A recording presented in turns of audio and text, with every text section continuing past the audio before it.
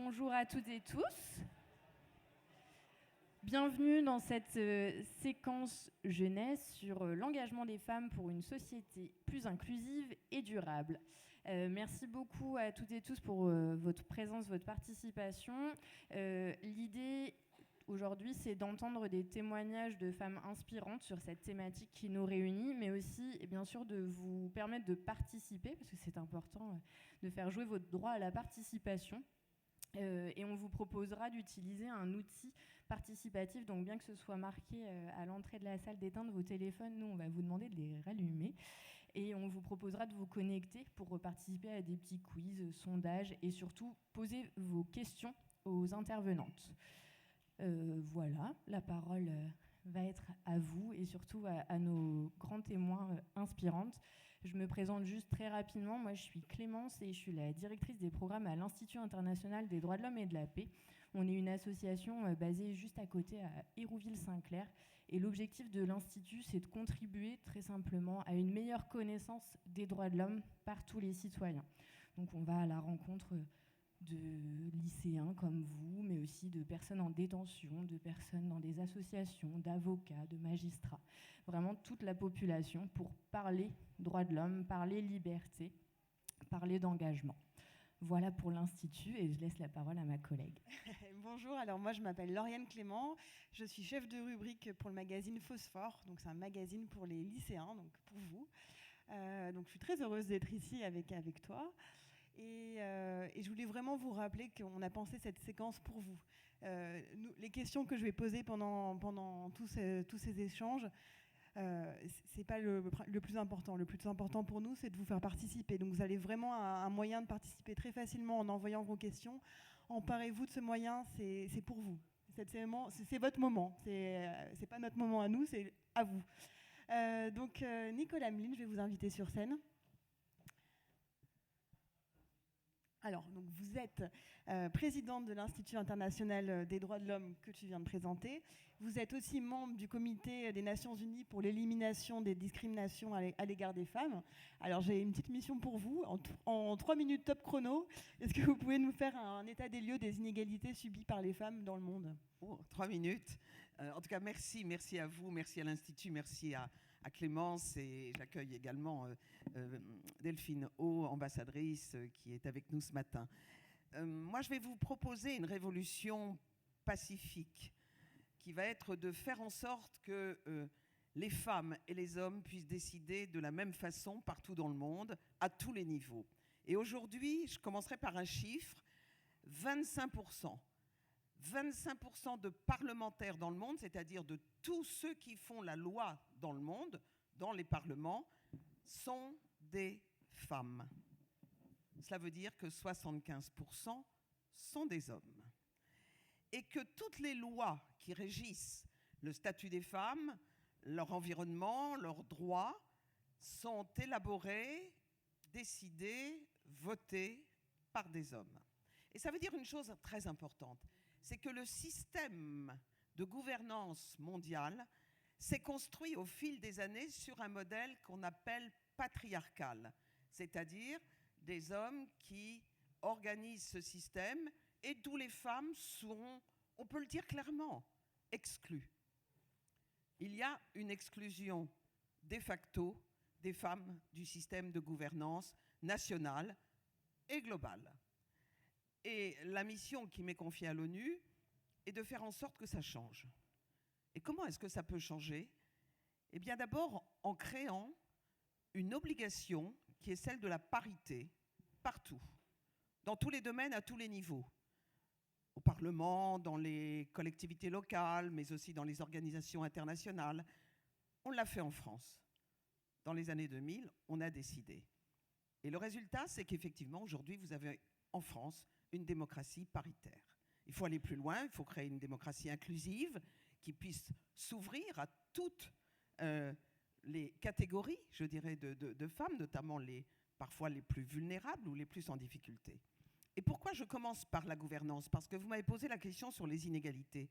Qu'est-ce qui est le plus important ? Bien, c'est que les femmes décident pour elles-mêmes, aussi pour leur pays, pour la planète, pour la paix, pour les objectifs de développement durable.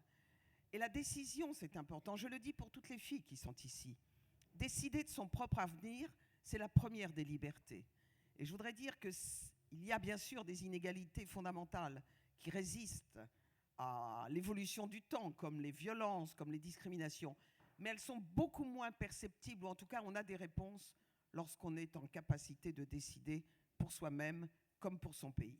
Et puis, je voudrais simplement terminer cette petite introduction en vous disant, soyez des combattants de la liberté et de la paix, parce que je voudrais que cette journée soit consacrée aussi à toutes les femmes et à nos amies afghanes, à nos amies iraniennes, qui sont en train de se battre, elles, pas seulement pour leurs droits, mais pour leur vie.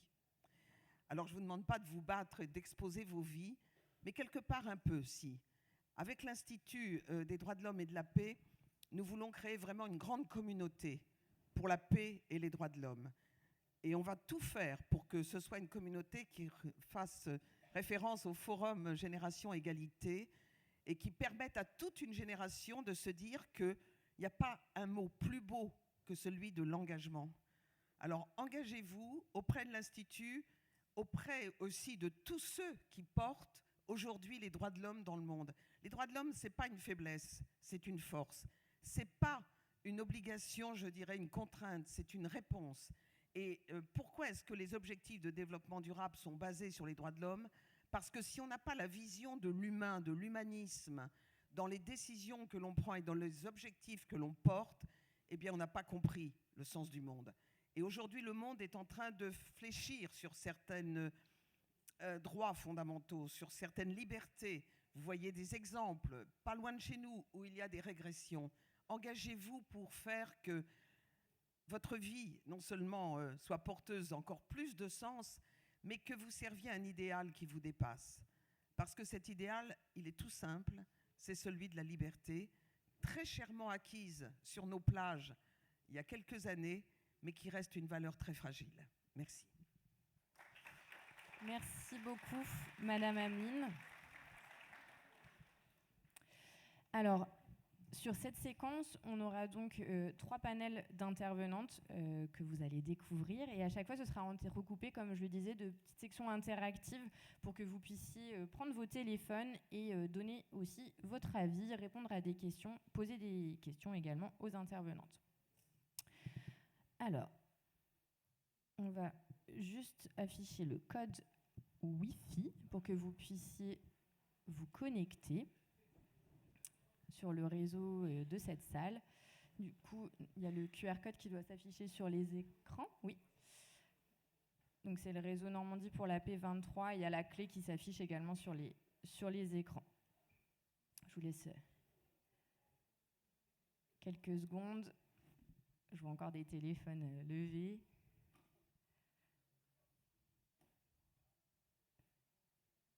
Ok, très bien. Et pour participer à ces petits quiz, sondages, questions, allez sur l'application Mentimeter. Donc là encore, il y a un QR code, ou sinon, depuis votre navigateur, vous pouvez taper www.menti.com. Et ensuite, il y a le code de la séance qui vous sera demandé. Il est affiché également. C'est le 31 40 64 00. Donc je vois que vous êtes... Oui, vous pouvez mettre un petit cœur quand vous êtes connecté. Au moins, on voit combien de personnes sont... Il y a plein de petits cœurs, c'est ouais, bien. Il y a pas mal de petits cœurs. On est déjà à 68 personnes de connectées. Allez-y. On aime bien les petits cœurs avec Lauriane.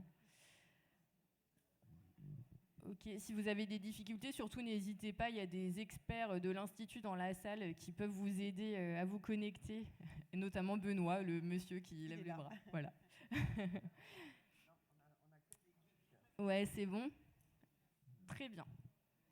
Alors, mesdemoiselles, messieurs, nous allons pouvoir commencer avec une petite question assez simple, à savoir votre humeur ce matin. Êtes-vous impatient, impatiente, fatigué, motivé, curieux, curieuse ou perplexe? Attention, hein. De vos réponses vont dépendre les questions qu'on vous posera après. Il y a beaucoup de fatigue ce matin, Bon, mais après, on va On va se réveiller tous ensemble mutuellement. Oui, on comprend pour ceux qui viennent de loin en car, du Mont-Saint-Michel par exemple. Mais Lauriane s'est levée très tôt pour venir de Paris. Donc, et Madame Ameline rentre des États-Unis, était aux Nations Unies encore hier. On comprend la fatigue du coup. Parfait. Ok. Commençons par une première thématique sur les femmes dans le monde et les inégalités. Et un petit quiz. Selon vous, quelles affirmations sont vraies à l'échelle mondiale ? Il faudra 140 ans pour atteindre une parité sur les postes de pouvoir et direction au travail. La prochaine génération de femmes devrait passer autant de temps que les hommes aux tâches ménagères. 40% des parlementaires dans le monde sont des femmes. Oui, c'est un vrai ou faux. Et on voit vos réponses qui s'affichent au fur et à mesure. Les réponses vraies sont en bleu pour chaque affirmation et faux en jaune.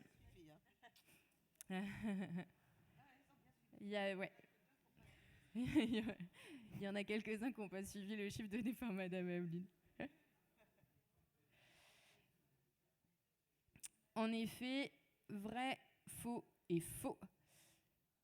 Voyez les chiffres. En effet, si on ne fait rien, 140 ans pour une parité sur les postes de pouvoir et de direction, 47 ans pour la parité dans les parlements nationaux, et la prochaine génération de femmes consacrera en moyenne 2,3 heures de plus par jour aux travaux domestiques et soins non rémunérés que les hommes. Et en effet, seulement 26,5% des parlementaires dans le monde sont des femmes, et dans 22 pays, les femmes représentent moins de 10% des parlementaires. Vous retrouverez tous ces chiffres dans un rapport des Nations Unies. Autre question. Quelle image représente une société inclusive selon vous ?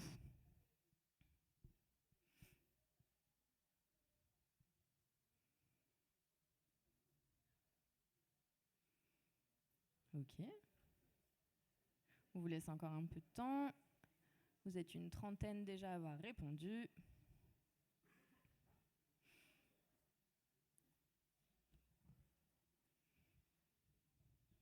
Pas mal. C'est pas mal. La bonne réponse était en effet la B. La différence entre la B et la C, c'est le concept entre l'intégration et l'inclusion. Une société inclusive, en effet, c'est une société qui prône une approche qui attache de l'importance à la diversité et vise l'égalité des droits et des chances. Ce n'est donc pas à l'individu de s'adapter, mais bien à la société de créer les conditions propices à une participation pleine et active de tous ses membres. Donc vous voyez la différence entre l'inclusion et l'intégration, ça reste quand même à part, on demande à la personne de s'engager, et la société est moins impliquée et responsable. Petite question quiz, de quand date la Convention internationale sur l'élimination de toutes les formes de discrimination à l'égard des femmes ? 1944, 1979, 1997 ou 2018 ? Madame Ameline pourra nous en parler tout à l'heure. C'est un texte essentiel et fondateur. Ça débat dans la salle, ça débat.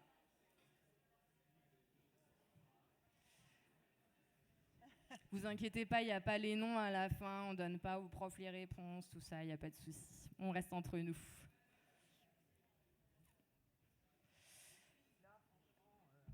Vous allez vous faire disputer par Madame Ameline, par contre. Ouais. La bonne réponse, c'était 1979. Donc c'est en effet un texte qui a été adopté dans le cadre des Nations Unies, et on a une experte dans les membres du panel, et on pourra revenir sur ce grand texte.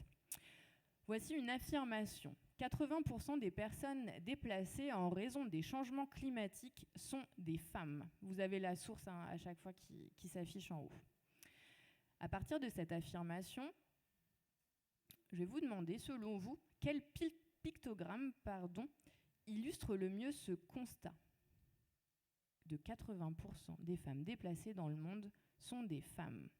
Est-ce que pour illustrer ce constat, vous choisiriez plutôt le pictogramme pas de pauvreté, bonne santé, bien-être, éducation de qualité, égalité entre les sexes, mesures relatives à la lutte contre les changements climatiques, paix, justice, institutions efficaces. Vous pouvez évidemment en choisir plusieurs.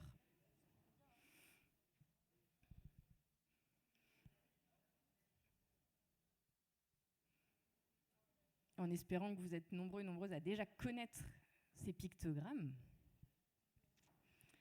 Encore 10 secondes. Ok, donc vous êtes nombreux à plébisciter le numéro 13, le numéro 5 également. Très bien. Il n'y a pas de bonne réponse là pour le coup.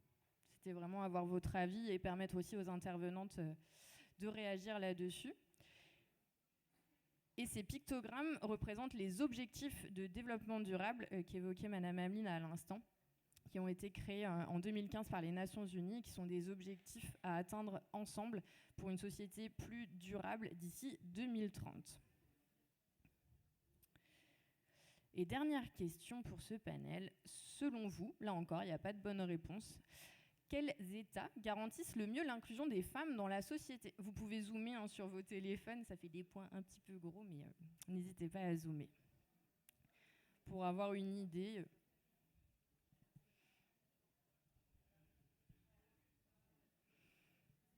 Ok, donc il y a pas mal d'Europe, notamment Europe du Nord, un peu d'Amérique latine, les États-Unis, Canada. Ok.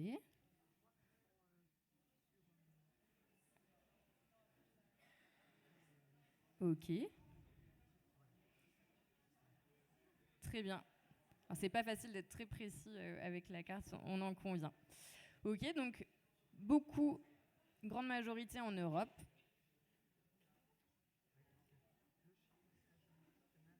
Ouais, le Chili, la Russie, un peu de Moyen-Orient, l'Australie. Très bien.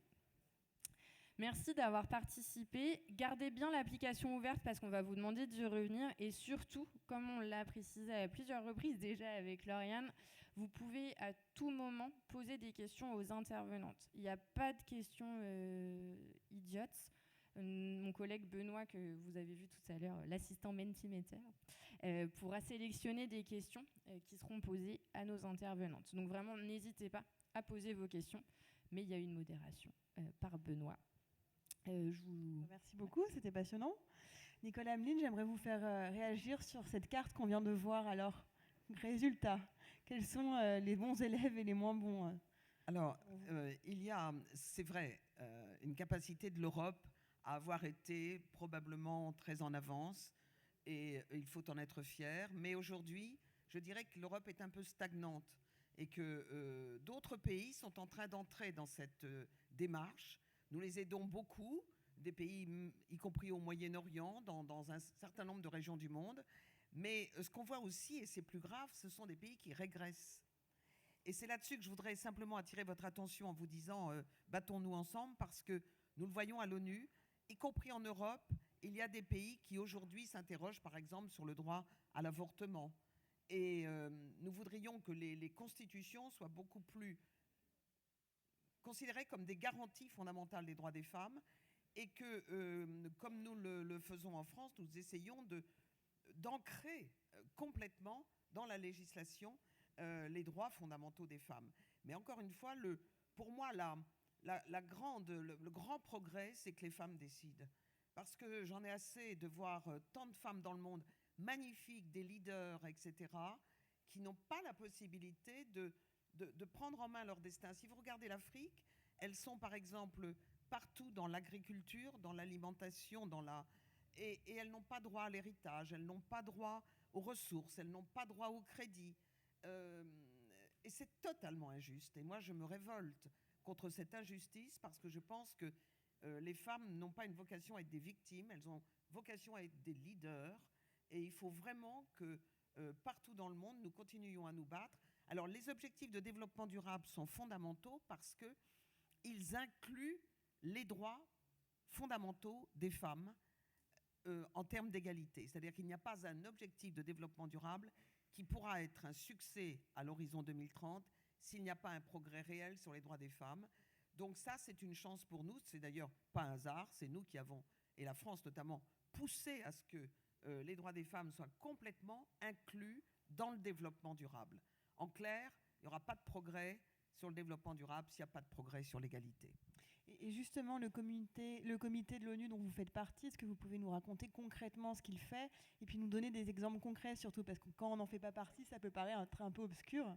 Donc dites-nous. Alors nous avons, c'est en 1979 qu'il y a eu un très grand traité international sur l'égalité entre les hommes et les femmes. Et ce traité, il doit être supervisé, c'est-à-dire qu'il faut en superviser l'application. On a créé donc un comité à l'ONU qui s'appelle le comité sur alors ça s'appelle le CIDO parce que c'est la convention en anglais on Elimination of Discrimination Against Women. Donc c'est l'acronyme CIDO. Et nous avons 189 pays qui sont autour de cette table du comité CIDO qui ont ratifié la convention sur l'égalité. Mais la grande question, c'est qu'est-ce qu'ils en ont fait? Entre ratifier et appliquer, on met beaucoup d'énergie à élaborer les traités en général, n'est-ce pas, Madame l'ambassadrice? Mais on en met moins à appliquer.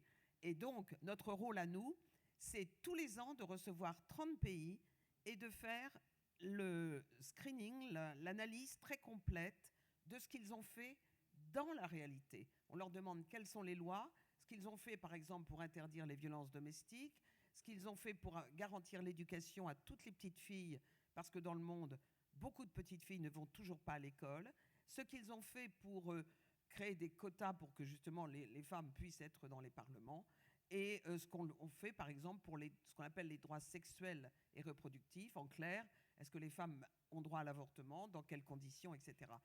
Et aussi, très important, le statut familial des femmes. Est-ce que dans la famille, il y a une égalité entre les hommes et les femmes? Vous imaginez bien que souvent la réponse est non.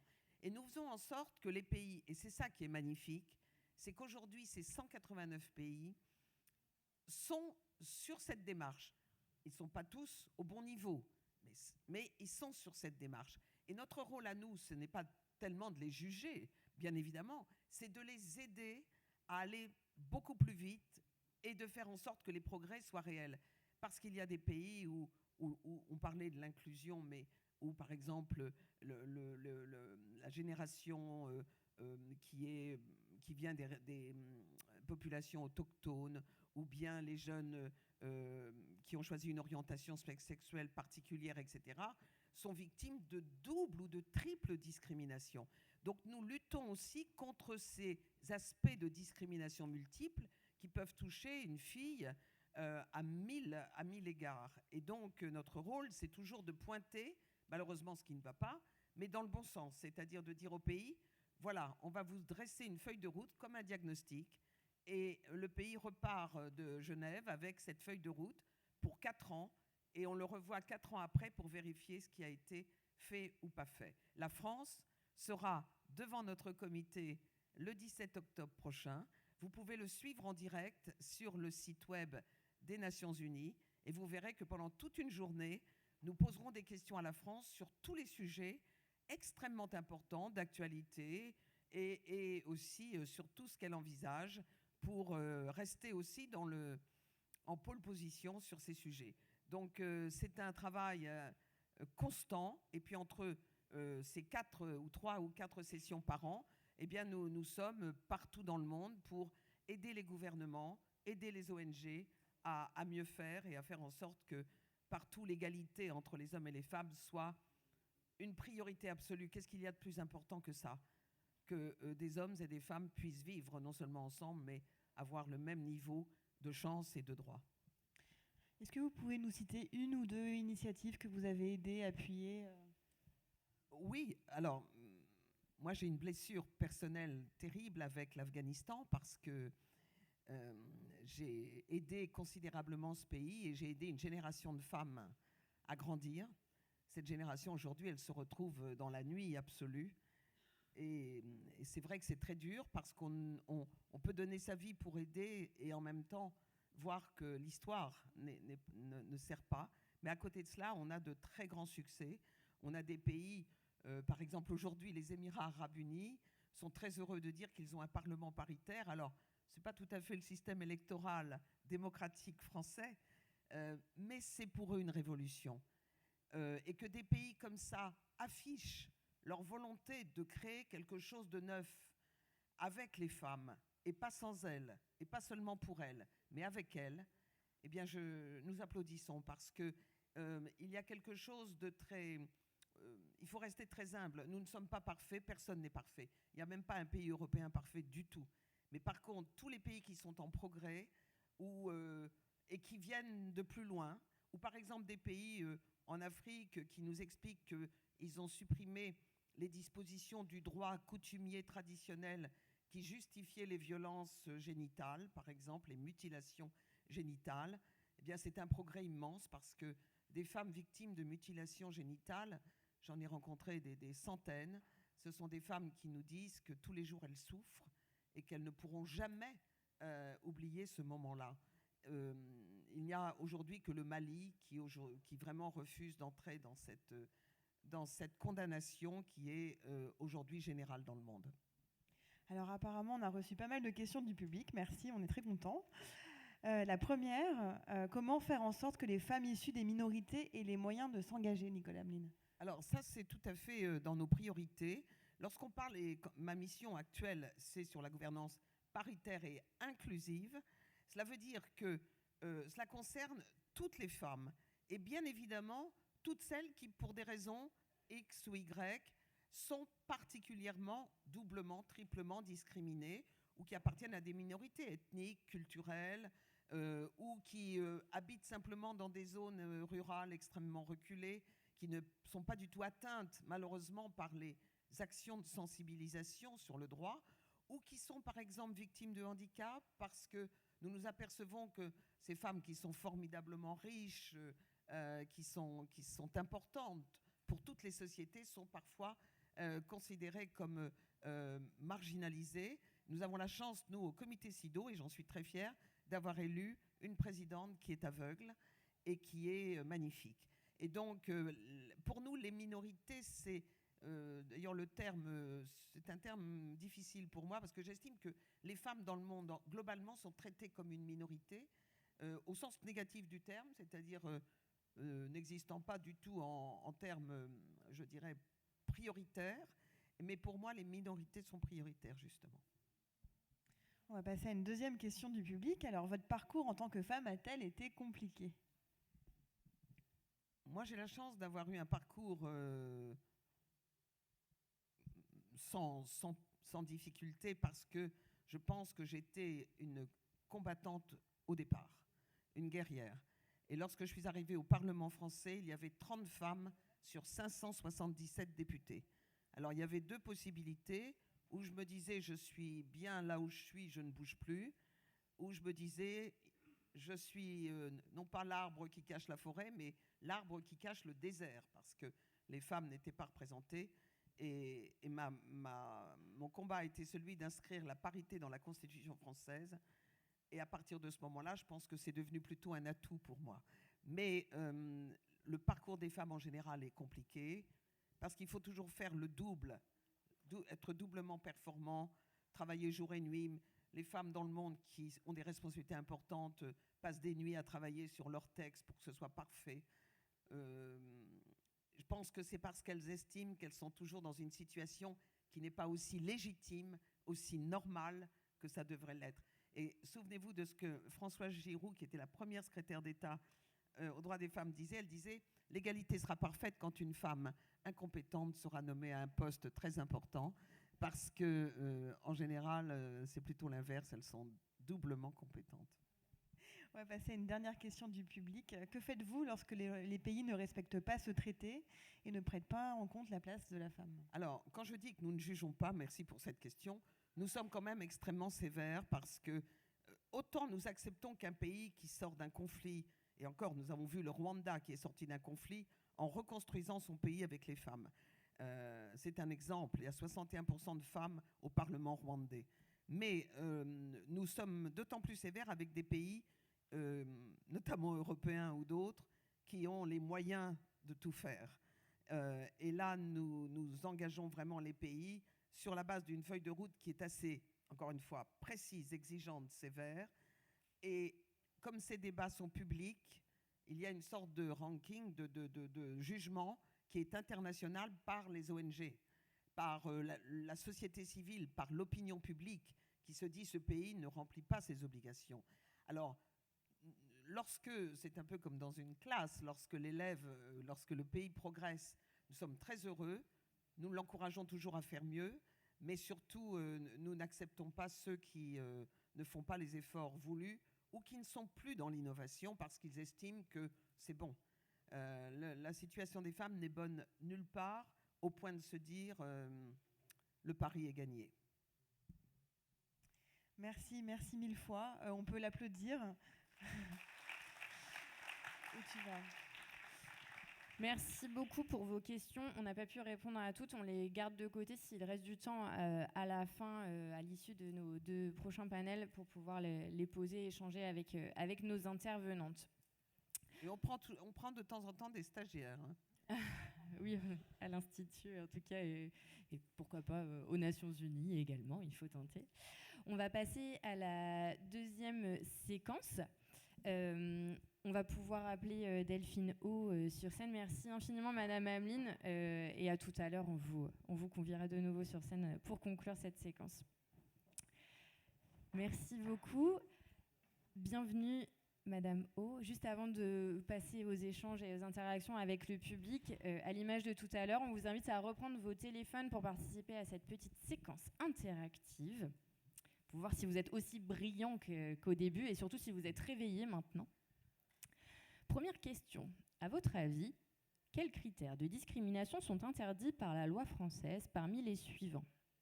L'âge, l'identité de genre, le handicap, la grossesse ou la situation de famille. Il y a plusieurs réponses possibles. Évidemment. Et la source, encore une fois, est affichée en haut. Ici, c'est le défenseur des droits. Alors, encore une fois, en bleu, les réponses, les personnes qui ont répondu vrai, et en jaune, faux. Et en l'occurrence, l'ensemble des critères présents sont des critères qui sont interdits par la loi française. Donc vous auriez pu tout mettre en bleu. Il y a en effet 25 critères de discrimination qui sont prévus dans la loi, parmi ceux que nous avons cités. Mais il y en a beaucoup d'autres, hein, notamment l'adresse, sa religion, sa vulnérabilité économique, ses opinions, son apparence physique, etc. Avez-vous l'impression que les droits des femmes acquis en France aujourd'hui le sont pour le long terme ? Non. J'ai un doute ou oui. Là, il n'y a pas de bonne réponse, c'est vraiment votre avis. Plutôt nuancé. Place au doute. Vous êtes 103 à avoir répondu à cette question. Très intéressant, on pourra peut-être vous laisser réagir, Madame O, sur cette question. La majorité, en effet, c'est « j'ai un doute ». Petite question qui vient d'un rapport des Nations Unies. Sur 100 femmes, combien vivent dans un pays garantissant un niveau élevé d'autonomisation des femmes et une grande parité entre les sexes ? À vous de placer le curseur entre 0 et 100.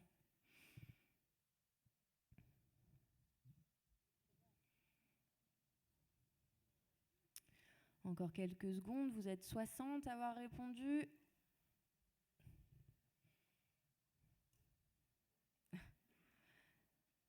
Ok.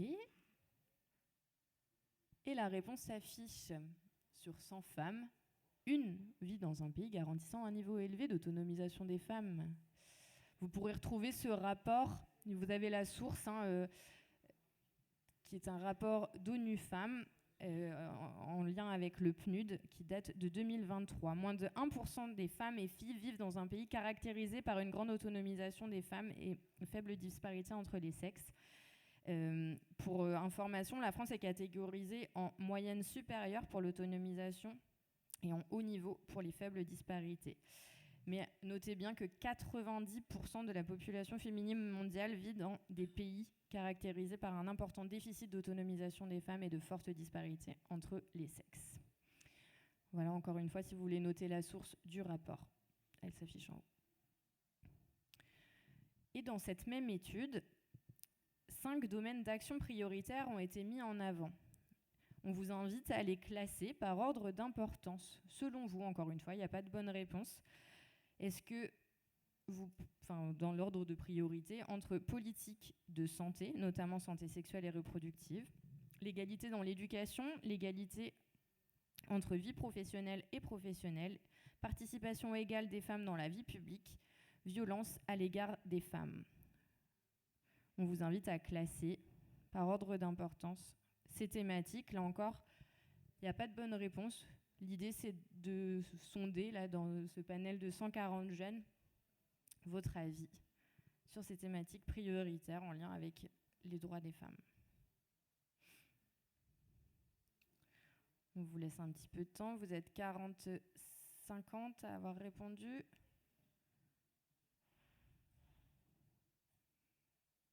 On attend que vous soyez au moins 100. Allez, ça prend un peu plus de temps parce que ça demande de la réflexion, en effet. Très bien. Pour l'instant, nous avons une grande majorité pour la lutte contre les violences faites aux femmes. Donc le domaine d'action prioritaire serait celui-ci pour vous, suivi de l'égalité dans l'éducation. Là encore, on pourra sonder nos expertes sur cette question. Vous voulez faire une photo? Ok. On vous enverra de toute façon les résultats. Et place justement à notre seconde intervenante experte du jour sur cette question de l'engagement des femmes pour une société plus inclusive. Bonjour, merci beaucoup de participer à cette conférence aujourd'hui. Alors, vous êtes la plus jeune ambassadrice jamais nommée dans l'histoire de France. Déjà, c'est assez impressionnant, moi, je trouve. Et ensuite, vous êtes aussi secrétaire générale du Forum Génération Égalité, qui est la plus grande conférence mondiale pour les droits des femmes. En première question, est-ce que vous avez des réactions par rapport aux participations qu'on vient de voir ? Oui, bonjour à toutes et à tous. Oui, effectivement, j'ai pris plusieurs photos, c'est intéressant. Alors, peut-être 2 réactions donc, sur la question, est-ce que vous êtes optimiste? Est-ce que vous pensez que les droits des femmes en France sont là pour le long terme? Je vous avoue que, comme la majorité d'entre vous, je serais plutôt dans la catégorie « j'ai un doute ». À la fois parce qu'un certain nombre de ces droits sont beaucoup plus récents qu'on ne peut l'imaginer. Donc, je vais vous donner aussi quelques dates. Par exemple, ce n'est que depuis 1965 qu'une femme en France a le droit d'ouvrir un compte bancaire sans avoir l'autorisation écrite de son mari. Donc, si je fais à peu près le calcul, 1965, c'est la génération de vos parents, c'est-à-dire que vos mères sont la première génération de Françaises à avoir le droit d'ouvrir un compte bancaire et de gérer ses finances par elles-mêmes. Ce n'est que depuis 1980 que le viol est considéré comme un crime dans le code pénal français. Donc ça, c'est plutôt ma génération. Il y a aussi certains droits pour lesquels la France a été plutôt pionnière, et notamment le droit à l'avortement, qui date de 1974, et j'y reviendrai. Mais ceci étant, vous avez tout à fait raison, la majorité d'entre vous, de penser que ces droits-là, ils ne sont pas éternels. Ce n'est pas parce qu'on les a acquis un jour dans la loi, qu'on les a inscrits dans une convention ou un traité international, qu'ils sont là pour toujours. Et vous avez certainement suivi ce qui s'est passé aux États-Unis l'année dernière, et notamment donc, la suppression du droit constitutionnel à l'avortement, puisque le droit à l'avortement était protégé par un arrêt de la Cour suprême. Et après plus de 30 ans d'attaques de mouvements religieux et ultra-conservateurs, ce droit-là a été supprimé. Ça ne veut pas dire qu'on n'a pas le droit d'avorter aux États-Unis, c'est qu'il n'y a pas de protection constitutionnelle du droit à l'avortement. Donc chaque État a le droit de décider de laisser les femmes avorter ou pas, et on estime aujourd'hui que plus de la moitié des femmes américaines vivent dans un État où il n'est plus possible d'avorter. Et on parle de la première puissance du monde. Donc il faut avoir bien conscience, et c'est la raison de ma présence ici aujourd'hui au Forum de Normandie, et devant vous surtout, dans votre génération, que ces droits-là, ils ne sont pas éternels. Et aujourd'hui, ils sont sous des attaques extrêmement précises, extrêmement organisées, extrêmement bien financées. On ne le voit pas trop en France, on l'a vu un tout petit peu au moment du mariage pour tous et des manifestations de la manif pour tous. On le voit moins parce que le droit à l'avortement peut-être date depuis il y a plus longtemps, mais on le voit dans de nombreux pays européens et clairement dans de nombreux pays extra-européens, où notamment le droit fondamental des femmes à disposer de leur corps, à avoir ou non des enfants, à avoir accès à la contraception et bien sûr à avoir droit à l'avortement, qui pour moi est en fait le droit fondamental de toute femme, est attaqué, remis en question, etc. Dans des pays qui ne sont pas très loin, vous regardez la Pologne, la Hongrie, et même aujourd'hui en Italie, avec le gouvernement de la première ministre actuelle, vous avez un très grand nombre de femmes italiennes qui ne peuvent plus avoir accès à l'avortement. Donc il faut bien se rendre compte que ce qui vous semble tout à fait acquis, tout à fait normal et comme irréversible ne l'est pas. Tout droit qui est inscrit dans la législation peut être changé par l'arrivée d'une nouvelle majorité politique qui va changer la législation. Tout droit qui est même inscrit dans une constitution, et vous savez peut-être que le président de la République a annoncé qu'il souhaitait inscrire le droit à l'avortement dans la constitution française, ce qui ferait de la France le premier et le seul pays au monde à avoir inscrit ce droit-là dans la constitution. Même une constitution peut être changée, une nouvelle constitution peut être adoptée. Même un traité international peut ne pas être respecté ou peut être changé. Et donc il faut absolument continuer à se battre et militer pour ces droits-là qui, je pense, j'imagine pour votre génération, mais y compris la mienne, semblait tout à fait acquis et en fait semblait être le combat d'une génération précédente. Je vous rappelle que vous pouvez tous poser vos questions, hein, de la même manière que pour Nicole Hamelin. N'hésitez pas. Est-ce que vous pouvez nous expliquer ce que c'est le métier de diplomate et puis aussi le concept de diplomatie féministe, puisqu'il est moins connu? Alors, je ne vais peut-être pas faire une description in extenso du métier de diplomate. Par ailleurs, je ne suis pas une diplomate de carrière. Je suis un peu une anomalie puisque j'ai été nommée à ce poste il y a 4 ans seulement. J'ai un parcours qui est très divers. J'ai travaillé en ONG, j'ai travaillé en think tank, j'ai monté ma start-up, j'ai travaillé dans le service public, j'ai fait plein de choses différentes. Et il y a 4 ans, j'ai été nommée pour la première fois sur ce poste, ambassadrice pour les droits des femmes au ministère de l'Europe et des Affaires étrangères. Et donc, mon job, il consiste au quotidien à promouvoir et à défendre les droits des femmes dans le monde uniquement. Donc je ne m'occupe pas de tout ce qui est la politique nationale, qui est gérée par le ministère de l'Égalité. À porter la voix de la France, les valeurs de la France, notre vision sur les droits des femmes. Et ce job-là, avec toutes les équipes qui m'entourent et toutes nos ambassades, il est extrêmement important, particulièrement dans ce contexte de ce qu'on appelle le backlash, c'est-à-dire cette tentative, cette tentation de régression, de retour en arrière sur les droits des femmes et les droits LGBT et les droits des minorités un petit peu partout dans le monde. Donc j'ai une casquette qui est une casquette de représentation. Comme vous imaginez une ambassadrice ou un ambassadeur à l'étranger, je représente la France. Je travaille à Paris, mais je représente la France à l'ONU, à New York, à Genève, auprès de l'Union européenne, dans toutes les enceintes multilatérales. Et puis j'ai aussi une casquette de négociation et de coordination. Donc lorsqu'on vient négocier justement à l'ONU ou lorsqu'on négocie dans des relations bilatérales avec d'autres pays pour essayer de faire avancer notre vision en matière de droits des femmes, pour essayer de faire supprimer des lois discriminatoires, pour financer des projets d'aide au développement qui vont soutenir l'accès à l'éducation, l'accès à la santé, l'accès à l'eau, l'accès à la parité, l'accès à l'entrepreneuriat des femmes dans de nombreux autres pays, eh bien je coordonne ça avec plusieurs équipes évidemment au sein du ministère de l'Europe et des Affaires étrangères. Et la diplomatie féministe, alors c'est peut-être un concept que vous n'avez jamais entendu le nom. C'est un concept qui est très très récent, qui date de moins de 10 ans, qui a été inventé par la Suède, qui est plutôt un pays modèle en matière d'égalité de genre et de parité. La diplomatie féministe, ça consiste très simplement à dire que les droits des femmes et des filles, ce n'est pas un sujet secondaire pour la diplomatie. C'est une priorité. C'est une priorité politique, c'est une priorité économique, c'est une priorité de valeur.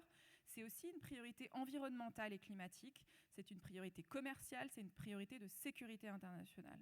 Donc pendant longtemps, ce sujet-là, c'était vraiment un sujet très, très secondaire pour les diplomates. Et très récemment, on s'est rendu compte, avec les objectifs du développement durable et avec aussi toutes les attaques que subissent les droits humains dans le monde, qu'il fallait absolument en faire une priorité. Et donc, on a décidé que ce serait cette priorité politique, y compris en y mettant les moyens, en augmentant considérablement nos budgets partout dans le monde pour financer des associations féministes un petit peu partout dans le monde. Et je pourrais donner des chiffres si vous le souhaitez. Donc, c'est un concept qui n'est pas très connu. si je peux me permettre. Il se trouve que je publie la semaine prochaine le premier livre sur le sujet, parce que c'est un sujet pas très connu, et qui sera présent dans l'attente pour les dédicaces tout à l'heure, à 12h30. Et donc le titre de mon livre, c'est « La diplomatie féministe est un sport de combat », parce que véritablement, c'est un sport de combat. Alors, ce n'est pas un sport de combat physique, mais c'est un sport de combat intellectuel, c'est un sport de combat diplomatique et c'est un sport de combat politique, parce que tous les jours, dans toutes les enceintes, y compris au sein de l'Union européenne, y compris lorsqu'on pense être avec des gens qui sont absolument convaincus que les droits des femmes, c'est une évidence, en réalité, c'est encore un combat qu'il faut porter. Vous pouvez d'ailleurs nous donner un ou deux combats qui vous tiennent vraiment à cœur et que vous avez remportés. Alors, malheureusement, je ne veux pas avoir l'air défaitiste, dans ce domaine des droits des femmes et du militantisme, de manière générale, pour les droits humains, on a tendance à dire ces dernières années que nos victoires sont des non-défaites. C'est-à-dire qu'on est tellement occupé à essayer de défendre bec et ongle les droits qui sont pourtant reconnus pour certains depuis 40 ans ou 50 ans dans des traités, des conventions internationales et dans notre droit, qu'on n'arrive même pas à se battre pour des nouveaux droits. Je vous donne peut-être deux exemples. Le premier, c'est que je parlais tout à l'heure de la nécessité de venir en soutien aux militantes, aux activistes, aux militants aussi, et notamment aux associations féministes dans le monde. Aujourd'hui, il y a moins de 0,1% de l'aide publique au développement dans le monde qui va directement soutenir des associations féministes. Moins de 0,1%. Donc l'aide publique au développement, vous savez, c'est l'aide qui vient des pays plutôt du Nord vers les pays du Sud pour l'accès à la santé, l'accès à l'éducation, l'accès à l'environnement, etc., et qui recouvre les objectifs du développement durable. Et en France, donc le ministère des Affaires étrangères a décidé de créer un fonds de soutien aux associations féministes qui va directement financer ces associations pour qu'elles puissent faire leur travail de terrain dans les pays du Sud. On avait fait une première annonce en 2020 de 130 millions et nous venons d'annoncer un doublement de 250 millions sur 5 ans uniquement pour des associations féministes qui se battent pour les femmes partout dans le monde. C'est important, 250 millions, je ne sais pas si ça vous dit quelque chose, c'est une goutte d'eau dans l'océan, mais en même temps, c'est beaucoup, parce que ces assos-là, elles sont beaucoup moins financées que les assos environnementales et de défense contre le réchauffement climatique, les assos qui travaillent pour l'éducation, les assos qui travaillent pour les enfants. Tout ça, c'est hyper important aussi. Mais en fait, les assos qui travaillent pour les droits des femmes, c'est celles qui sont le plus sous-financées de toutes les assos de solidarité internationale. Et un deuxième exemple, c'est le Forum Génération Égalité, qui est donc un grand sommet qu'on a organisé en 2021, il y a 2 ans, qui s'adresse à une nouvelle génération, comme la vôtre, d'où son nom. Ça faisait 26 ans qu'il n'y avait pas eu de conférence mondiale pour les droits des femmes. La dernière, elle avait lieu en 1995, donc vous n'étiez pas nés, j'en déduis. C'est comme si, en matière d'environnement, ça faisait 26 ans qu'il n'y avait pas eu de COP. Vous voyez ce que je veux dire ? Ça fait 26 ans que tous les États de la planète ne s'étaient pas rassemblés en dehors d'un certain nombre d'échéances de l'ONU pour se donner un nouveau programme d'action et donner de nouveaux financements pour soutenir les droits des femmes et l'égalité dans le monde. Et donc ce sommet, il a été organisé par ONU Femmes et il a été coprésidé par la France et le Mexique. Donc il a eu lieu à Paris en juin 2021. Et dans ce sommet, on a mobilisé 40 milliards de dollars. Encore une fois, 40 milliards de dollars, ça ne vous dit peut-être pas grand-chose. C'est beaucoup, c'est des milliards. C'est rien par rapport à ce qu'on met sur plein d'autres sujets. Mais c'était la première fois en 26 ans qu'on mobilisait de l'argent. On a créé des coalitions, on a fait venir évidemment beaucoup d'ONG, on a fait venir des entreprises aussi. On a dit aux entreprises, c'est votre sujet, les droits des femmes. Ce n'est pas un sujet de la sphère privée, ce n'est pas un sujet uniquement de l'État. Vous aussi, vous devez vous engager pour défendre la parité dans les instances de décision, évidemment dans les conseils d'administration, mais aussi pour défendre les droits des femmes, l'entrepreneuriat partout dans le monde. On a fait venir aussi beaucoup d'associations de jeunes qui représentaient des jeunes du monde entier. Et puis, on a fait venir des États. Et dans les États, évidemment, il y avait la France, la Suède, le Canada, la Finlande, bon, sans surprise, qui sont plutôt des bons élèves en matière d'égalité. Mais on a aussi fait venir d'autres États qu'on a réussi à convaincre de prendre une décision politique courageuse d'investir sur les droits des femmes. Par exemple, le Burkina Faso, c'était avant le coup d'État. Le Burkina Faso, qui est plutôt un petit pays d'Afrique de l'Ouest, francophone, qui a pris des décisions très très courageuses pour aller financer l'accès à la contraception pour toutes les femmes dans le pays. Donc vous imaginez qu'au Burkina Faso, il y a très peu de femmes qui ont accès à la contraception. Petite incise, il y a 250 millions de femmes dans le monde aujourd'hui qui n'ont pas accès à la contraception. L'ONU estime que la moitié des grossesses dans le monde, la moitié des femmes enceintes dans le monde ne l'ont pas souhaité. Ce qu'on appelle des grossesses involontaires. Soit que cela résulte d'un viol, soit que cela résulte d'une pression familiale, religieuse, culturelle, etc. Donc la moitié des grossesses, et sur la moitié de ces grossesses-là, 65% vont aboutir à un avortement non sécurisé, c'est-à-dire dans des conditions en général où il est illégal, et 45% sont à risque pour la santé de la mère. J'espère que vous allez retenir ces chiffres. Merci beaucoup, on va les retenir. On va passer aux questions du public. Alors la première, pensez-vous que le militantisme doit être seulement pacifique? Question piège. Question piège pour la diplomate. Je ne sais pas si j'ai à me prononcer sur est-ce que le militantisme doit seulement être pacifique.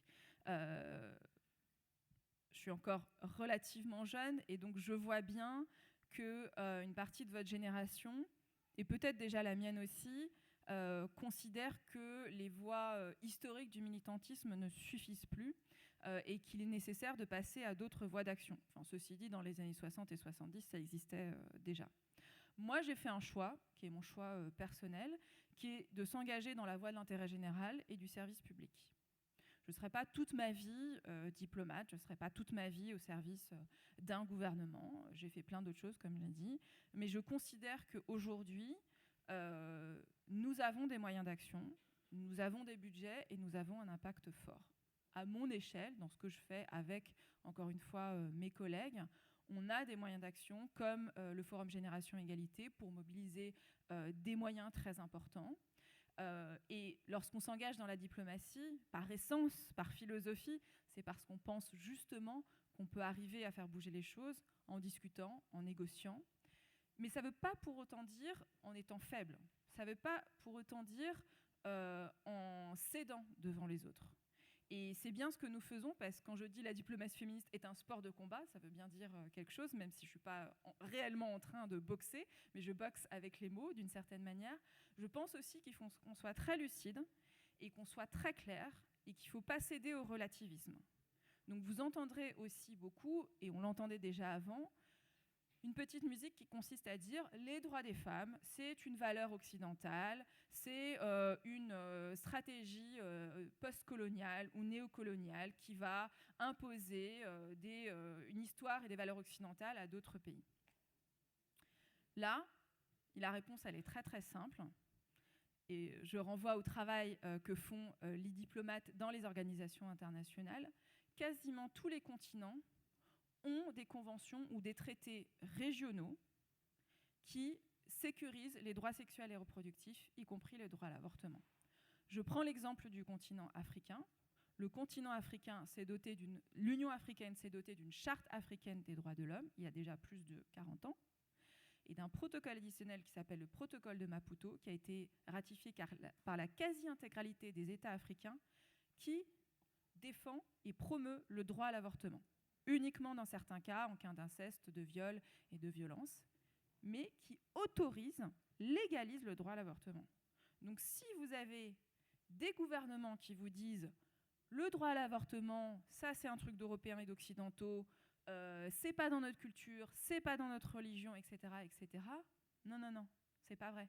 Ce droit-là, il est sécurisé, il est autorisé pour toutes les femmes africaines depuis plus de 30 ans.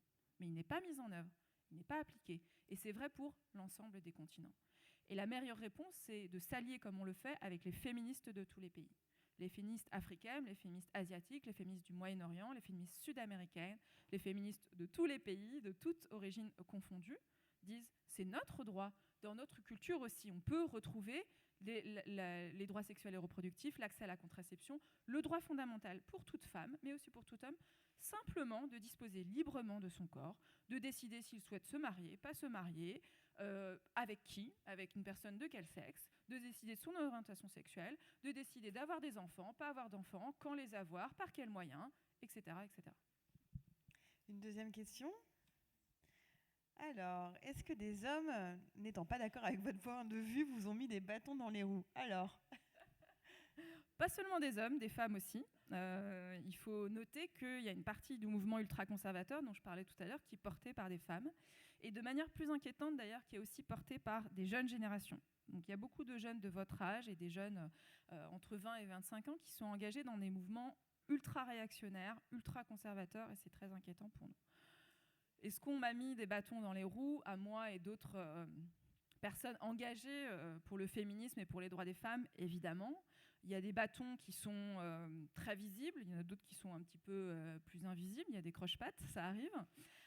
Dans un contexte professionnel, aujourd'hui, il n'y a plus de bâtons dans les roues. Du moins en France, dans une administration publique, il n'y a pas d'obstacles ou de résistance officielle. Il peut y avoir des obstacles et des résistances de certaines personnes parce que ne sont pas convaincus du combat, ils trouvent qu'on est allé trop loin, c'est pas leur génération, c'est pas leur conviction, etc. Mais ça l'est de moins en moins. Après, est-ce que dans le parcours de chaque personne, et notamment des femmes, est-ce que vous êtes victime de discrimination? Oui. Donc, moi, j'ai entendu plein de femmes me dire « j'ai jamais été victime de discrimination », c'est parce que vous n'en êtes pas consciente. C'est parce que vous n'en êtes pas consciente. Évidemment, toutes les femmes partout dans le monde et toutes les minorités, même si, comme Nicole, j'aime pas ce terme-là, sont victimes de discrimination, y compris inconsciente. Même quand la loi est ultra protectrice comme elle l'est en France, vous avez été forcément victime de discrimination. Et même moi, parfois, je suis la personne qui a des biais discriminatoires ou des biais inconscients vis-à-vis d'autres personnes parce qu'on a été sociabilisés comme ça, donc il faut continuer à travailler là-dessus. Et une dernière question. Que pouvons-nous faire à notre échelle d'étudiants au sein de nos établissements scolaires pour réduire, voire supprimer les discriminations que nous subissons? Alors, au sein des établissements secondaires, normalement, il n'est pas censé y avoir de discrimination. Normalement, à la fois les règlements intérieurs et la loi imposent évidemment qu'il n'y a pas de discrimination et encore moins d'instances de harcèlement sexuel et d'agressions sexistes et sexuelles. Tout d'abord, vous avez des autorités dans chacun de vos établissements qui sont censées faire respecter cette loi. Après, ça fait longtemps que j'ai quitté le lycée, donc j'imagine que dans la plupart des lycées, il y a aussi des référents, je l'espère, comme dans la plupart des entreprises aujourd'hui et des administrations publiques, sur les questions notamment de harcèlement et d'agression sexiste et sexuelle. Qu'est-ce que vous pouvez faire, vous, à votre niveau ? Vous engager dans des structures associatives, qu'elles soient d'ailleurs internes au lycée ou externes, mais j'imagine que vous le faites déjà en partie. Soutenir avec vos moyens, même s'ils ne sont pas financiers, parce qu'on n'est pas très riche quand on a 17 ans, des associations féministes, soit dans votre quartier, soit au niveau national, soit au niveau international. Des associations de solidarité internationale, il y en a plein. Évidemment, des grandes associations comme CARE, Oxfam, et puis il y a des petites associations aussi féministes de terrain. Et puis, on me demande souvent ça, d'ailleurs, pas seulement les jeunes, mais les adultes me demandent qu'est-ce qu'on peut faire, nous, à notre petit niveau, si ce n'est pas notre job au quotidien. Et ma réponse, c'est ne pas se taire. Si vous êtes témoin d'une discrimination consciente ou inconsciente, d'une manière inégale de traiter une personne et une autre sur la base de son sexe, son orientation sexuelle, son âge, son appartenance raciale ou ethnique, etc., dites les choses. C'est pas facile, c'est pas du tout facile, surtout quand on est jeune et quand on n'est pas dans une position d'autorité. Et moi, j'essaye de le faire un maximum parce que je suis dans une position d'autorité, hiérarchiquement, on va dire, et donc j'essaye de le dire de plus en plus. Mais même à votre âge, vous pouvez déjà aussi ouvrir la voie pour les plus jeunes, pour les collégiens, les collégiennes, pour les plus jeunes qui viennent après vous. C'est-à-dire que si les plus âgés ne prennent pas la parole, ne disent pas les choses, ne posent pas sur la table lorsqu'il y a un acte de discrimination, y compris de mansplaining ou de manspreading, etc., les plus jeunes n'auront pas la force ni le courage de le faire. C'est vraiment un beau message, merci. Merci mille fois Delphino. Merci. Vous l'applaudir. Et justement, cette question fait la transition parfaite avec notre dernier panel d'intervenantes, parce que vous l'aurez constaté, il n'y a que des femmes ce matin sur cette thématique. Des intervenantes que nous allons appeler Zoé Demonès et Ludivine Delette. Vous pouvez monter les filles. Et justement, Zoé et Ludivine se sont engagées à l'échelle normande pour lutter contre les discriminations, notamment faites aux femmes, et pourront rebondir sur cette dernière question qui a été très intéressante aussi, d'avoir un regard croisé entre les différentes expertes du jour. Mais avant de laisser la parole à Zoé et Ludivine, je vous propose de reprendre vos téléphones pour participer au petit sondage sur Mentimeter, sur la jeunesse engagée, une thématique qui devrait vous parler au regard de vos questions. Première question sondage. Pensez-vous que la jeunesse a un rôle à jouer pour construire une société plus inclusive et durable ? À vous de choisir votre petit gif. Et on voit nettement que là, le évidemment a tout de suite pris la première place. Il y en a quelques-uns. Non, ce n'est pas à nous d'agir. Bon, en même temps, ça fait 1 heure qu'on vous dit agissez. Alors, oui, comme tout le monde, et en effet, écrasante majorité pour évidemment, c'est surtout à nous d'agir. Très intéressant. Ensuite, les 15-25 ans représentent 12% de la population française. Avez-vous l'impression que votre génération est suffisamment prise en compte sur ce sujet de l'égalité femmes-hommes, de la question de la société inclusive et durable ? Ok, je regarde combien. Vous êtes 90, 93, on va attendre le 100 symbolique qui arrive là. Ok, 76%, 75% de non. Très intéressant, vous pourrez réagir très certainement les filles à ce constat. Petite question, à quel combat et combattante vous identifiez-vous le plus ? Greta Thunberg, les Femen, Emma Watson, Malala Yousafzai, Megan Rapinoe. Ah pardon. Ok. Aucun. Autre. Beyoncé, Massi Alinejad. Ok. Donc ça rejoint aussi un petit peu la question des moyens employés, avec différentes formes de combat, différents endroits dans le monde. Emma Watson pour l'instant, qui est, sauf erreur de ma part, ambassadrice au niveau des Nations Unies. Et autre ou aucun. Pareil, la majorité sur d'autres ou aucun. Intéressant. Et enfin, Zoé, notamment, tu y as contribué. Des jeunes Normands se sont engagés l'année dernière dans un programme qui est porté par la région Normandie et l'Institut international des droits de l'homme et de la paix qui s'appelle ECHO. Et ce programme ECHO aborde les objectifs de développement durable et propose notamment à des jeunes de formuler des recommandations à l'attention de la région Normandie. Et du coup, là, on aimerait savoir à quelles recommandations vous identifiez le plus, La première, c'est nous demandons aux établissements scolaires de mettre plus d'actions de sensibilisation sur l'orientation sexuelle et sur l'égalité entre les genres. Ensuite, nous souhaitons que la région puisse financer des formations pour les infirmières scolaires pour l'accompagnement des personnes LGBTQIA+. Troisième recommandation, nous voudrions instaurer un congé menstruel par la production d'un certificat médical attestant l'incapacité à la présence en classe ou au travail. Zoé, je ne trahis pas la parole, c'était bien vos propos de jeunes Normands, tu reconnais ces recommandations. Et la troisième a l'air de remporter le plus votre adhésion. Mais celles qui en parleront le mieux sont nos expertes et je vous laisse évidemment la parole. Bon, on est très heureux de vous avoir toutes les deux avec nous aujourd'hui. Donc, vous êtes deux exemples de jeunes femmes engagées pour une société plus inclusive. J'aimerais bien que vous me racontiez chacune quel projet vous avez mené et quel a été le déclic pour vous lancer dans ces projets-là. Qui veut commencer?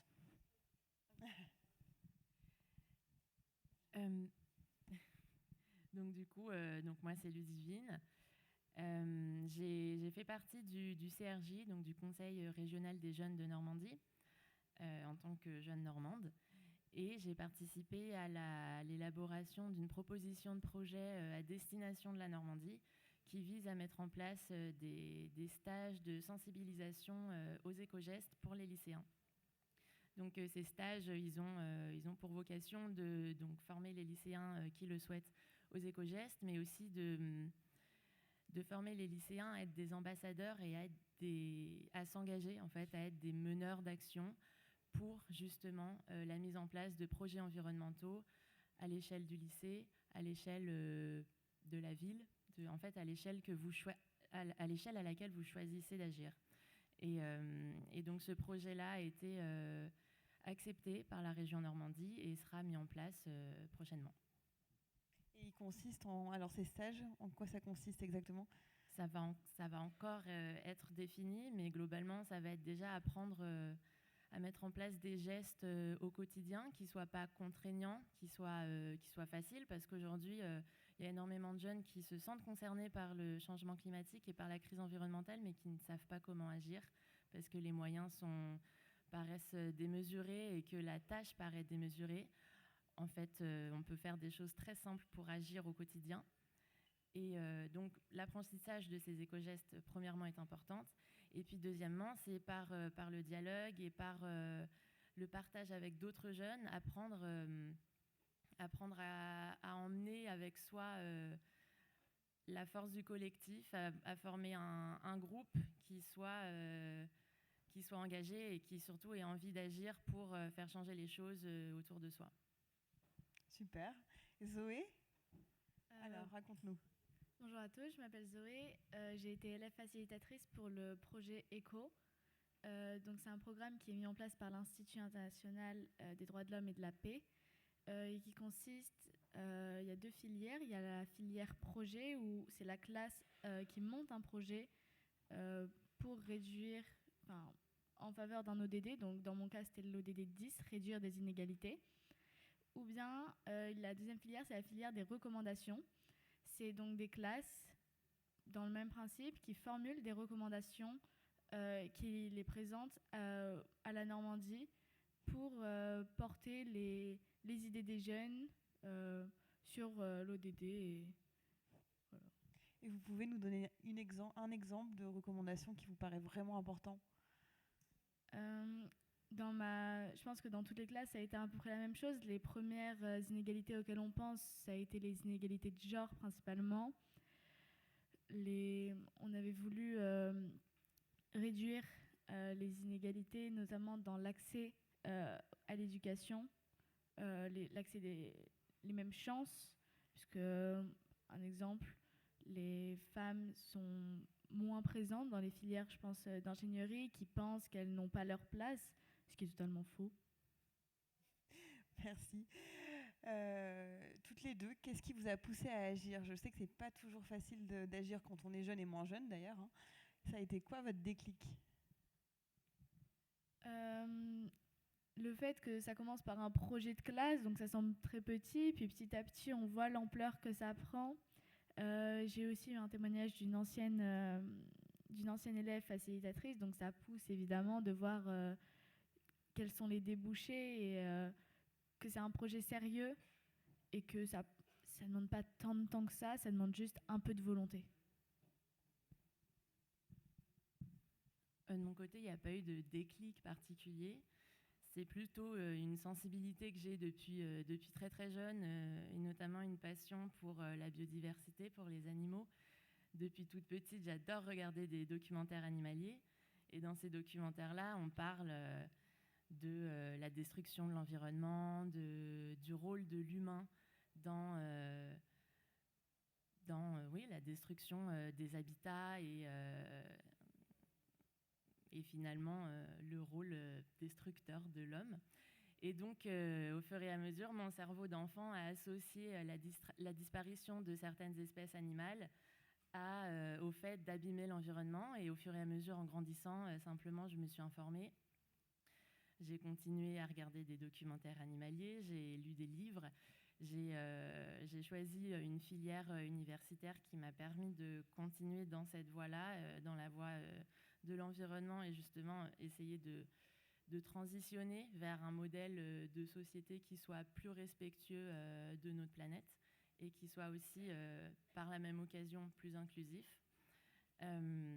Et donc oui, en fait, l'engagement, sans qu'il y ait réellement besoin d'un déclic, mais ça passe réellement par l'information et par l'échange avec des gens qui sont déjà engagés, des personnes qui sont en capacité de donner des clés de compréhension sur le sujet qui nous intéresse, parce que finalement, l'environnement, en tout cas pour ma part, c'est un sujet tellement complexe qui comprend tellement de connaissances diverses et qui englobe finalement tout, puisque qui englobe toute la vie quotidienne, qu'il y a réellement besoin de pouvoir s'informer et de pouvoir parler avec du monde et aussi de faire fonctionner, encore une fois, la force du collectif et la force du groupe. On commence à recevoir des questions du public. N'hésitez surtout pas, c'est votre dernière occasion pour ce matin. Et surtout aussi, si vous avez des expériences vous-même, si vous êtes engagé, on est hyper curieux et intéressé de savoir ça, donc n'hésitez pas à le dire. Il y a même un micro qui peut circuler si toutefois vous avez un témoignage à partager ou quoi, n'hésitez pas, il n'y a pas que l'application numérique, même si c'est facilitant pour recueillir le maximum de vos propos. Est-ce que vous avez des conseils justement à donner à ceux qui veulent s'engager, aux jeunes dans cette salle peut-être ? Comment on fait pour commencer ? Et voilà, tous vos conseils pour bien agir. Le premier conseil que je donnerais, c'est de ne pas s'auto-censurer, de ne pas se bloquer, de ne pas se mettre de barrières, parce qu'on a tous quelque chose à dire. Et surtout, quand on est convaincu de quelque chose, de ne pas hésiter à ne pas lâcher l'affaire, en fait. Si le message que vous voulez porter, il vous tient à cœur et que la première personne à qui vous vous adressez ne l'écoute pas, changez de personne. En fait, allez voir quelqu'un d'autre jusqu'à ce que le message soit entendu. Et profitez de la force du groupe aussi. Le fait de porter un message à plusieurs, déjà, ça donne du courage. En tant que jeune, on est toujours plus courageux à plusieurs. Et en plus, ça a plus de poids.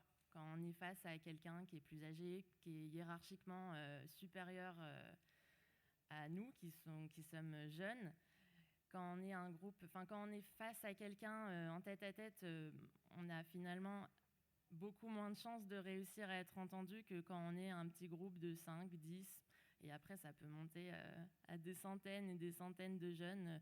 Mais en fait, n'hésitez pas, il faut arrêter de se mettre des barrières et de dire parce qu'on est jeune, on ne peut pas être entendu parce que c'est faux, mais du coup, profitez du fait d'être jeune, du fait de vous connaître au sein des établissements scolaires. C'est un vrai atout, en fait. Le fait d'être dans un lycée, vous pouvez tisser des réseaux hyper étroits, hyper importants pour échanger vos idées et pour monter des projets, des actions qui peuvent être efficaces si vraiment vous ne lâchez pas le truc. Il faut vraiment... si vous voulez que si vous avez une action à proposer, une idée qui doit être entendue, poussez jusqu'au bout pour que ce soit entendu et que vous arriviez à vos fins finalement.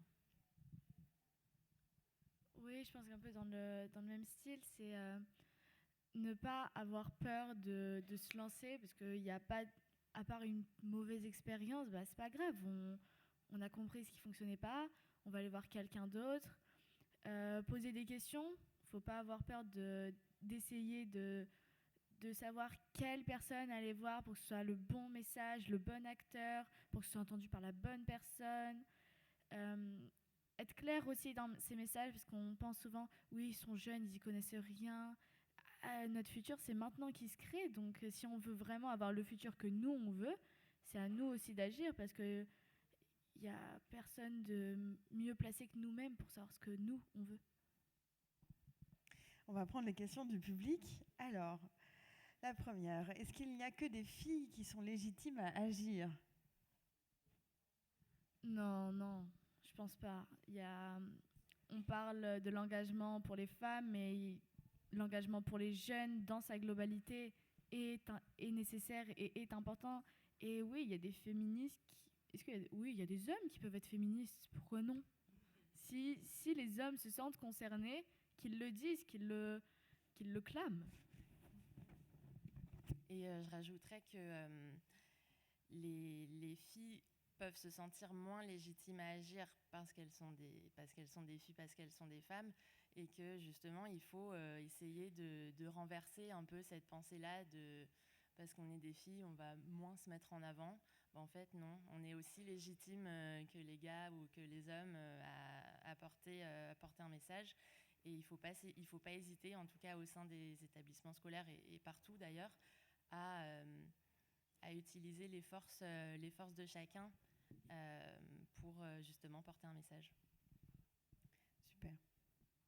Alors, comment arrivez-vous à associer défense de l'environnement et droits de la femme ? Et pour moi, c'est assez naturel, défense de l'environnement et droits de la femme. Droits de la femme, au-delà de droits de la femme, c'est droits de l'homme, enfin droits de l'humain.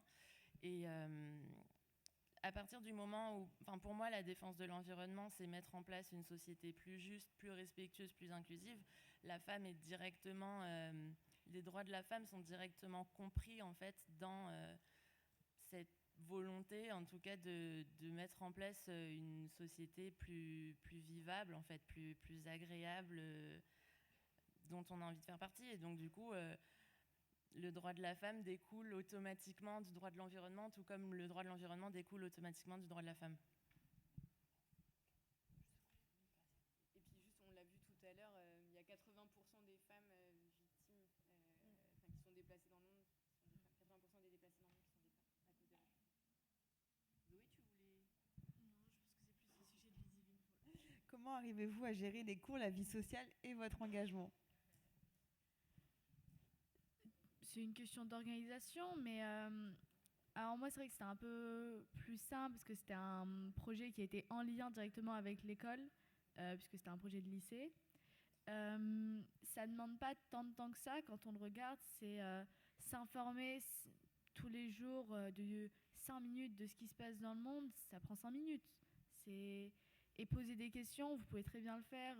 À la fin d'un cours, vous allez voir tel prof, vous allez voir les membres de votre famille. Puis la vie sociale, ça se fait aussi par l'engagement. Vous parlez avec des gens, vous parlez des sujets qui vous tiennent à cœur, vous liez vie sociale et engagement. Tout peut se faire en même temps et il faut juste trouver les bonnes personnes, les bons mots. Oui, pour moi, c'est à peu près la même chose. Bon, après, je suis à l'échelle universitaire, mes cours sont directement sur l'environnement. Donc, pour le coup, mon engagement et mes cours sont liés. Pour la vie sociale, comme tu dis, Zoé, effectivement, on peut avoir une vie sociale et se faire des amis qui ont le même engagement que soi. Donc, finalement, c'est pas vraiment compliqué. Et après, oui, c'est une question d'organisation. Et en fait, tout peut se mélanger. Et d'ailleurs, c'est même intéressant de tout mélanger parce que c'est comme ça qu'on en apprend encore plus. La vie sociale, ça peut permettre, sans forcément que ce soit des personnes qui sont dans exactement les mêmes associations que soi, ça peut permettre d'entendre des nouveaux points de vue, d'entendre des nouvelles idées, de découvrir de nouvelles associations, de découvrir de nouveaux combats qui, en fait, sont toujours là pour enrichir encore plus les connaissances qu'on peut avoir, enrichir encore plus les envies, les combats qu'on a envie de mener. Donc, finalement, est-ce qu'on a vraiment besoin de gérer le tout ou est-ce qu'on a plutôt envie de laisser les choses arriver et de se laisser enrichir par les différentes expériences et les différentes personnes qu'on peut rencontrer ? J'ai vu passer une question tout à l'heure que je trouvais intéressante. Est-ce que vous avez ressenti de la honte au début de votre engagement ? Et plus largement, est-ce qu'il y a des moments où ça a été un peu compliqué de vous engager, où vous avez eu des difficultés et lesquelles ? En projet, je pense que dans les lycéens le sauront, il y a toujours le truc de l'intello, tout ça. Je pense pas avoir eu honte, avoir eu peur, oui, parce que on expose notre point de vue publiquement et de la honte, non, pas forcément. Ça tient à cœur et c'est des sujets que inconsciemment, je pense, on a tous conscience. Tout le monde sait que les droits de la femme ne sont pas respectés. À quel point, ça, c'est moins connu. Oui, je suis assez d'accord. Je pense que la honte, c'est pas un sentiment qui est très répandu quand on soutient une idée, parce que je pense qu'à partir du moment où on est convaincu de l'idée qu'on soutient, il n'y a pas à en avoir honte. Par contre, la peur, effectivement, que surtout en tant que jeune femme, en fait, on a un peu une double charge. Non seulement on est une femme, donc du coup, c'est toujours un peu plus difficile de se mettre en avant. En plus, on est jeune, donc il suffit qu'on s'adresse à des personnes plus âgées. Alors là, oui, la peur est présente et la peur est légitime. Par contre, il ne faut pas hésiter à la surmonter. Et surtout à se dire, en fait, en tant que jeune femme ou jeune homme, ou jeune tout court, on est hyper légitime pour parler et pour s'adresser aux plus âgés. Et d'ailleurs, ça me fait repenser à la question de tout à l'heure sur est-ce que les jeunes doivent s'engager sur l'environnement. Et la majorité des réponses, ça a été oui, surtout nous. Et en fait, ça m'a interpellée parce que, certes, on est une génération importante pour s'engager dans l'environnement, dans les droits de la femme, dans les droits de l'homme. Mais il ne faut pas oublier qu'aujourd'hui, les dirigeants, ils sont plus âgés et c'est encore eux qui vont diriger pendant quelques années. Et il faut les interpeller et il ne faut pas se dire qu'eux vont ne pas agir et que nous, on va reprendre la relève après. En fait, aujourd'hui, il faut que les jeunes travaillent en direct, qui coopèrent en fait. Il faut une vraie coopération entre les jeunes et les moins jeunes pour commencer, pour entamer très sérieusement une transition vers une société plus inclusive et durable. Et on ne peut pas uniquement se reposer sur nous. Tout ne repose pas sur nos épaules. Peut-être que merci beaucoup les filles pour vos témoignages très inspirants. On peut les applaudir pour leur courage. Et peut-être qu'on peut vous inviter à réagir si vous le souhaitez, Madame O et Madame Ameline, au témoignage de Zoé et Ludivine, si vous voulez remonter sur scène pour un dernier petit témoignage.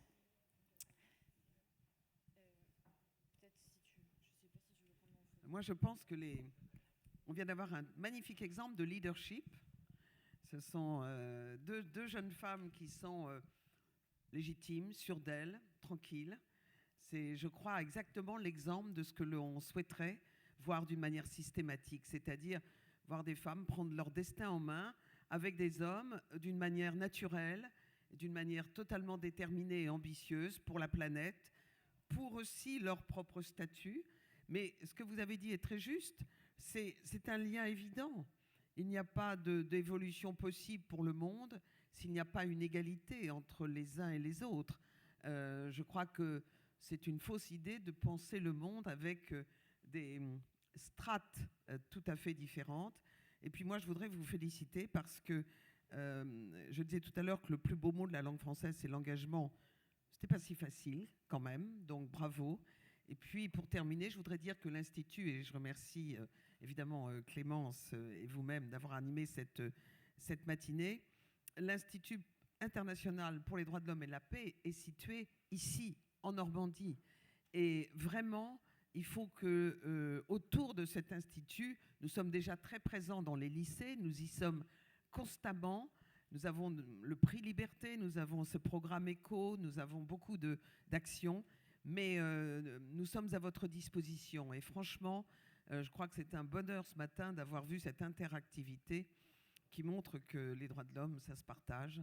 Et c'est ensemble qu'on va y arriver. Merci à tous.